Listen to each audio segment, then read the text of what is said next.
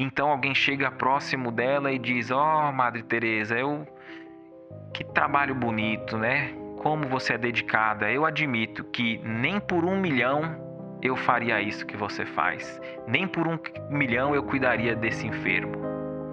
E a Madre Teresa disse: "Nem eu, meu filho, nem eu. Pois para cuidar do outro eu só aceito um pagamento: o amor." Deus, nosso Pai, que sois todo poder e bondade, dai forças àqueles que passam pela provação. Dai luz àqueles que procuram a verdade. Ponde no coração do homem a compaixão e a caridade. Deus, dai ao viajor a estrela guia, ao aflito a consolação, ao doente o repouso. Pai, dai ao culpado o arrependimento, ao espírito a verdade, à criança o guia, ao órfão o pai. Senhor, que a vossa bondade se estenda sobre tudo que criastes. Piedade, Senhor, para aqueles que vos não conhecem. Esperança para aqueles que sofrem. Que a vossa bondade permita aos Espíritos Consoladores derramarem por toda parte a paz, a esperança e a fé. Deus, um raio, uma centelha do vosso amor pode iluminar a terra. Deixai-nos beber nas fontes dessa bondade fecunda e infinita, e todas as lágrimas secarão, todas as dores se acalmarão. Um só coração, um só pensamento subirá até vós como um grito de reconhecimento e de amor. Como Moisés sobre a montanha, nós vos esperamos com os braços abertos. Ó bondade, ó beleza, ó perfeição, e queremos de alguma sorte merecer a vossa misericórdia. Deus, dai-nos força, ajudai o nosso progresso, a fim de subirmos até vós. Dai-nos a caridade pura, a humildade, dai-nos a fé e a razão. Dai-nos a simplicidade, que fará de nossas almas o espelho onde se há de refletir a vossa divina imagem. Quando deres algum jantar ou alguma ceia, não chames nem teus amigos, nem teus irmãos, nem teus parentes, nem teus vizinhos que forem ricos. Mas, para que não aconteça que também eles te convidem à sua vez e te paguem com isso, mas quando deres algum banquete, convida os pobres, os aleijados, os coxos e os cegos.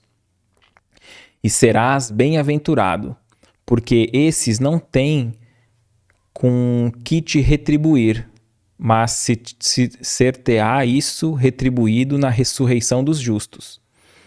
Tendo ouvido estas coisas, um dos que estavam à mesa disse para Jesus: Bem-aventurado o que comer o pão no reino de Deus.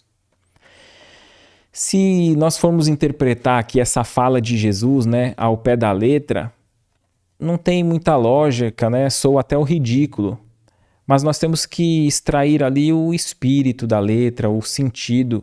E Jesus, falando para aquele povo, ele pintava com cores berrantes, né, para que chamasse a atenção o seu ensino, muitas vezes através de parábolas.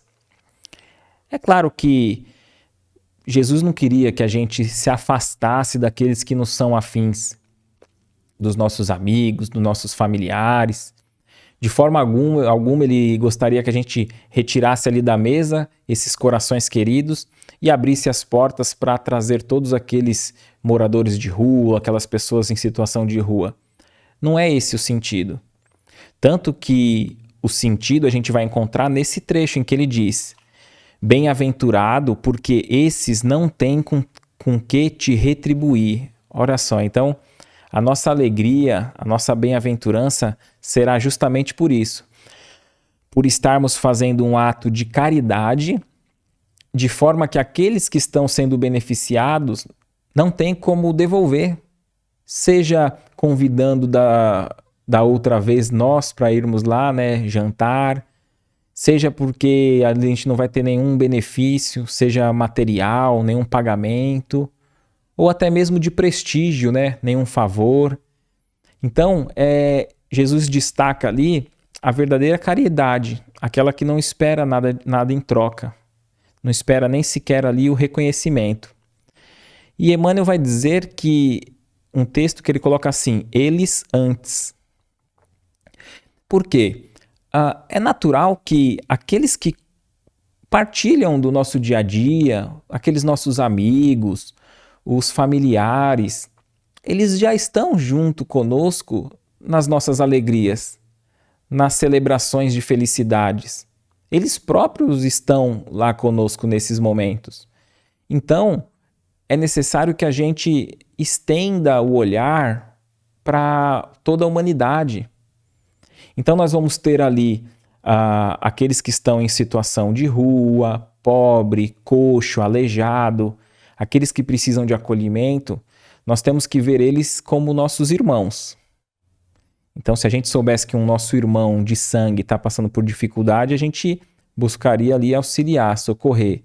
Então, nosso exercício é para que o nosso egoísmo, né, a gente dilate o nosso alcance da nossa fraternidade para aqueles necessitados que são nossos irmãos, enquanto humanidade. E é interessante que o Emmanuel vai dizer para que a gente ainda amplie essa visão, que eles não venham ser apenas vistos como nossos irmãos, mas sim como convidados do Cristo. Olha só que interessante, né? Convidados do Cristo. Então, imagina que Jesus chegou hoje cedo aí na sua casa e falou, você faz um favor? Eu quero que você receba alguns convidados meus, mas eu só vou conseguir retornar amanhã. Você recebe para mim esses convidados? A gente não se sentiria lisonjeado com tamanha tarefa, né? E como que a gente age com quem é nosso convidado na nossa casa? A gente quer que a pessoa se sinta o melhor possível, se sinta bem, a gente tenta atender o máximo dos seus gostos, da sua necessidade. E a gente iria querer agradar pensando, né, em ele sair melhor do que entrou. Então nós temos que ter esse olhar, muitas vezes, para esses irmãos nessa situação.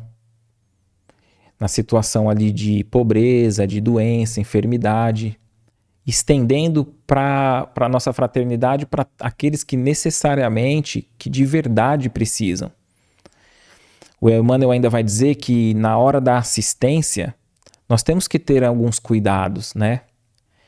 Então, se a gente vai na casa de alguém, que a gente vai levar ali conforto, uma palavra, um alimento, seja o que for, para que a gente não vá lá criticar, reparar na sua casa, querer censurar o seu modo de vida. Nós temos que ir ali com o coração aberto, de modo fraterno.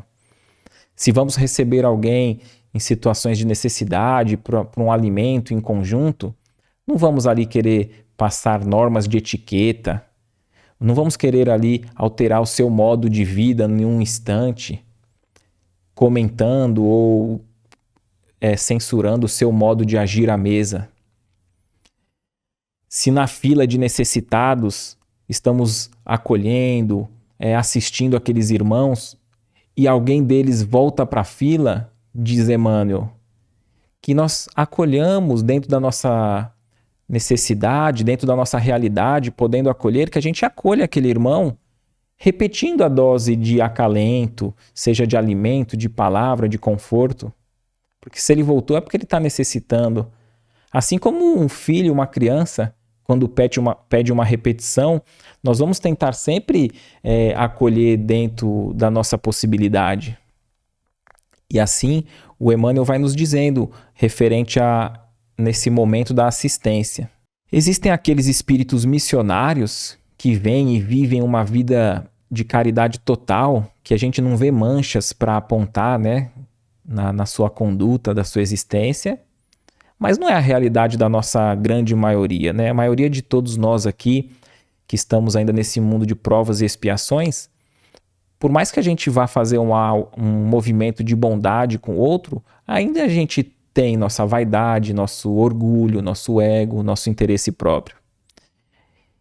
E aqueles que nada fazem, né? Então tem aqueles que fazem, verdadeiros santos, Tem aqueles que fazem, se esforçam, mas a gente ainda consegue ver uma ponta ali de equívocos, né?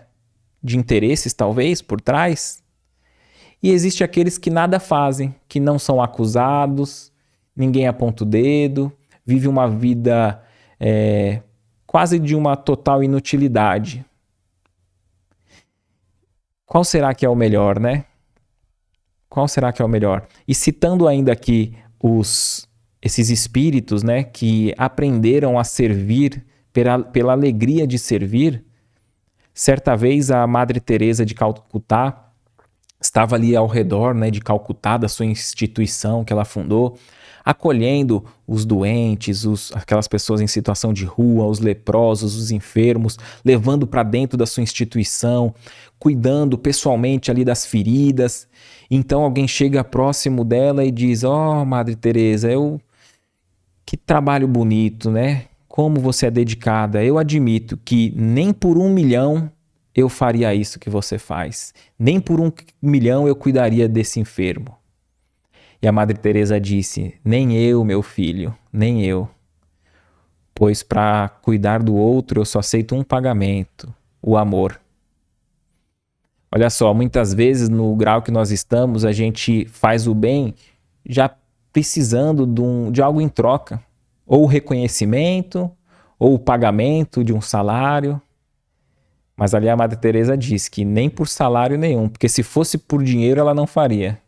Então o móvel, o motivo dela, ela já aprendeu a ser feliz através da alegria do outro. Conta-se que Chico Xavier estava atendendo aquela fila, aquela multidão de necessitados que muitas vezes queriam apenas apertar a mão do Chico e olhar nos olhos do Chico, sentir aquela boa energia que emanava em poucos minutinhos. Então eles iam ali, pegavam a mão do Chico, davam um beijo, e o Chico pegava a mão deles e retribuía o gesto dando um beijo na mão.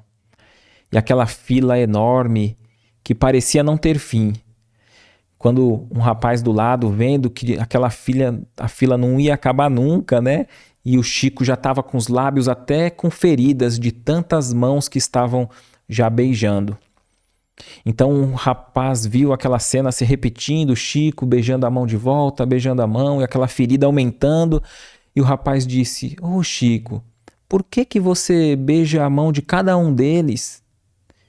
E o Chico disse: "Ó, meu filho, eu beijo a mão porque eu não posso beijar os pés." Veja só, né? O Chico ali passando a lição para ele, para todos nós, que ele fazia o máximo ao alcance dele para alegrar o outro. Que se ele pudesse, ele ainda faria mais. Mas a saúde, as possibilidades não o permitiam. Eu me lembrei de um caso, quando eu li essa frase: "Não perde tempo em lutas desnecessárias", que havia um rapaz que ele inventou o para-brisa, né, do carro, do sistema que a gente conhece hoje, com várias velocidades, né? Mais rápido, mais lento. Na época só tinha aquela velocidade rápida ou desligado. E ele foi até a Ford, mostrou ali, né? Ele era um professor, inventor, mostrou ali. Eles ficaram maravilhados, prometeram que iam comprar dele se ele fabricasse, ou comprar a patente dele, né, tal. E aí nunca ligaram para ele. Ele deixou um modelo lá de amostra. No outro ano, os carros novos já saíram com a sua invenção. Então ele foi e processou para provar que aquilo era uma invenção dele. E ele passou muitos anos brigando na justiça, até que chamaram para um acordo para dar milhões para ele. Ele falou: "Não, tudo bem." Aí a esposa, os filhos que já estavam cansados daquela luta dele, que ele largou até o emprego estudando direito para conseguir vencer, falaram: "Ó, pronto, vamos aceitar." Aí ele: "Tá bom, eu só aceito essa bolada de dinheiro se eles admitirem que eu sou o inventor e que eles me roubaram." "Ah, isso não." Então foi indo, e sempre assim, ia para a justiça, ele aceitava o dinheiro desde que admitissem que ele era o inventor e tinham roubado a sua ideia. E ele passou muitos anos da sua vida, os filhos cresceram, se afastaram dele, ele ficou uma pessoa amarga, brigando por esse reconhecimento, a esposa se separou, enfim. A vida dele foi dessa única invenção e dessa briga que mais para frente ele, velho, já aceitou, né, o pagamento. E por outro lado, nós vamos ver um jovem desenhista que criou um personagem, um coelho, o coelho Oswald. E foi muito sucesso, ele era de uma empresa ali que ele forneceu, né, esse personagem, e a empresa roubou esse personagem dele. Ele também foi o inventor do personagem e a empresa roubou a sua ideia, o seu personagem. Ao invés dele brigar e ficar lutando a vida inteira para o reconhecimento daquele personagem, ele falou assim: eu não vou ficar preso numa luta desnecessária. E ele foi e continuou trabalhando porque ele sabia da potencialidade criativa dele.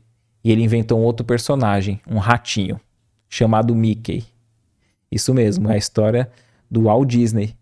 E a gente vê aí, né, tudo aquilo que ele construiu. E há pouco tempo atrás, a filha dele, do Walt Disney, comprou novamente os direitos autorais do Oswald, o primeiro personagem do Walt Disney. Então, quando diz aqui que a gente não deve perder tempo em lutas desnecessárias, é no nosso cotidiano. Muitas vezes as pessoas armam ringues para lutas que não são nossas, de modo que a gente perde o nosso objetivo essencial da vida para brigar por um falso reconhecimento. A gente diz aqui, né, sobre a caridade, sobre a gente preferir fazer o bem.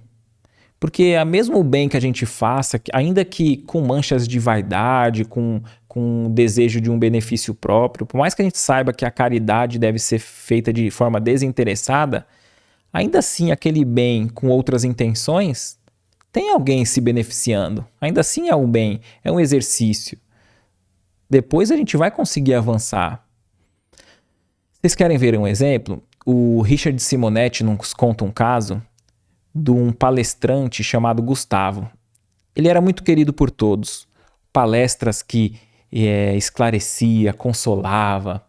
Na casa espírita, todos aqueles que o buscavam desejando um acalento material ou espiritual, ele sempre buscava minorá-los, buscava ali acolher. Ele era escritor, tinha textos lindos que todos ali se beneficiavam. E no final de uma das suas palestras, uma pessoa chegou para ele, se aproximou e disse: olha, eu admiro muito o seu trabalho, a sua tarefa é altamente meritória. Aí ele disse: ah, não, meritória não, moratória. O rapaz fez cara de interrogação. Hã? Como assim? Não, eu vou te explicar. Há 15 anos atrás, eu tive uma doença que me ameaçou a cadeira de rodas. E como muitos, eu busquei a casa espírita para o consolo e até mesmo a cura. Fui acolhido, iniciei os tratamentos e a espiritualidade tratou com franqueza comigo e disse: veja bem, no passado você andou por caminhos tortuosos e agora nesse momento a paralisia das pernas te seria de muito benefício a lapidar o seu espírito. Mas nós vemos aqui que você é um rapaz inteligente, proativo, pode muito ser útil no bem. Então, te propomos uma moratória. Se você aceitar trabalhar no bem de hoje em diante, iremos te promover a cura e deixaremos o teu débito para ser analisado depois, posteriormente. O que acha da proposta? E o rapaz disse: eu aceitei. Então, no passar dos dias, ele teve a cura, ficou bom, ficou saudável e passou a ser útil. Aí o rapaz que estava ouvindo disse: interessante, do mesmo modo que muitos procuram a casa espírita, muitos também saem das tarefas do bem depois que conseguem a saúde, né? Aí ele: verdade. Ele: que bom que você tem persistido bem, né? Ele: mas não foi fácil. Eu confesso que no início eu não fazia o bem porque eu compreendia a alegria de fazer o bem. Eu fazia o bem e toda vez que eu pensava em cuidar da minha vida, em abandonar as tarefas de auxílio, eu não fazia isso por medo de parar na cadeira de rodas. Mas persistindo hoje, eu já continuo pela alegria. Eu descobri a verdadeira alegria, que é colher a alegria na felicidade do outro, servindo o outro.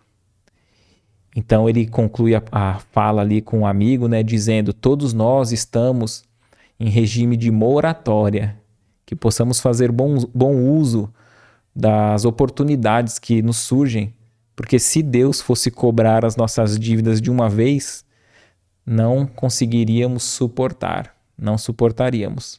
Muitas vezes a gente faz o bem, nesse caso, por medo, né? Mas e aqueles que fazem o bem pensando num bom destino futuro? Né? É errado? Eu vou fazer o bem para ir para uma colônia, para um plano espiritual. Porque o bem tem que ser feito de forma desinteressada, né?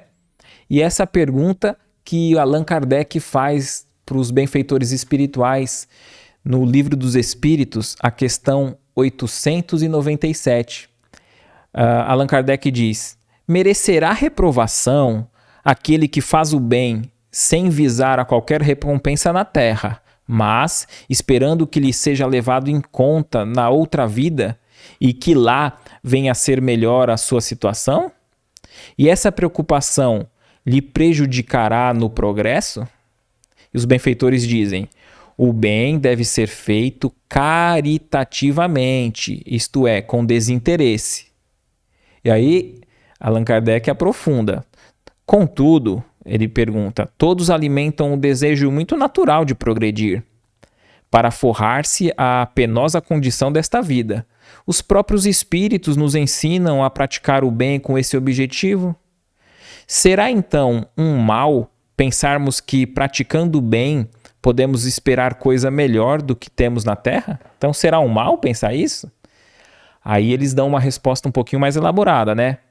Não, certamente que não, dizem os benfeitores espirituais.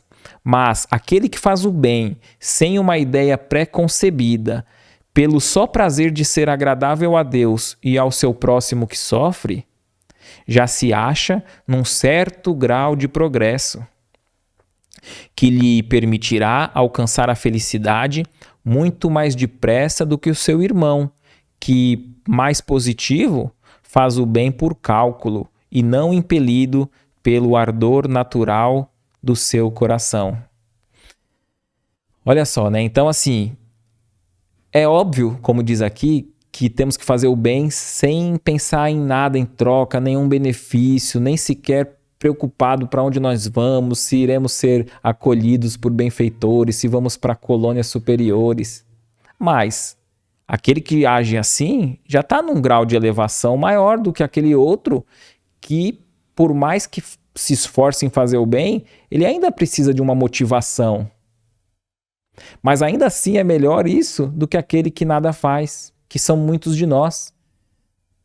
Os benfeitores nos dizem que uma multidão ainda está como espíritos estacionários. Encarna, reencarna, e pouco movimento faz de bem ao próximo, que consequentemente reflete em bem para nós, né? No nosso grau evolutivo, a gente ainda precisa de um estímulo, né? Muitos dizem assim, eu trabalho com o que eu gosto, mas recebe um salário, óbvio, nós precisamos disso. Mas a gente vê também nos livros espíritas sobre o bônus hora. Olha só, né? É um pagamento no plano espiritual, o bônus hora. Que é o quê? A gente pega o bônus horas naquela atividade que a gente mais ama fazer, mais gosta, que a gente se dedica a fazer. Então a gente vai ver nos livros ali, nos mais diversos, que aquele que vai trabalhando, vai acumulando bônus hora e depois ele consegue ir lá pagar por um ingresso num teatro e tantas outras coisas que tem no plano espiritual. Mas muitos outros que trabalham lá nem sequer recebem isso, eles já não necessitam. Aqueles espíritos já mais evoluídos, eles não precisam desse estímulo do bônus hora. Eles têm lá, acumulam ou não, mas eles já aprenderam a trabalhar e a servir por amor. E aí a gente fica imaginando, né?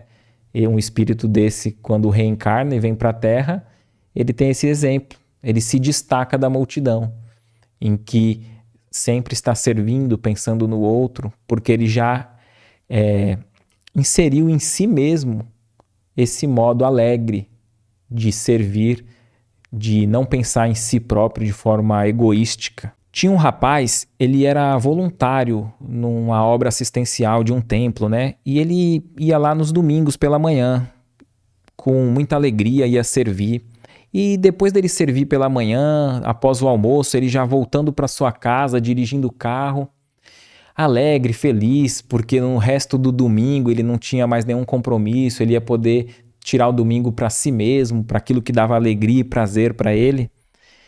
Mas veio na cabeça dele o vizinho dele, uma pessoa que estava muito solitária e era um médium em desequilíbrio, certamente com obsessores ali prejudicando a sua jornada. E ele pensou, eu vou visitar ele para ele não se sentir tão sozinho.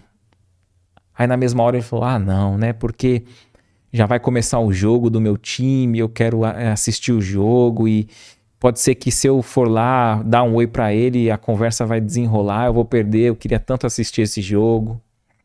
Aí ele foi indo, estacionou o carro, quando ele passou na porta do vizinho, a porta estava entreaberta, ele fez menção de bater, falou, não. Depois, além do jogo, eu quero sair depois do jogo, passear com a minha família à noite e não vai ser legal, né? Deixar ele tranquilo, eu mereço descansar um pouco. E aí ele não chamou o vizinho.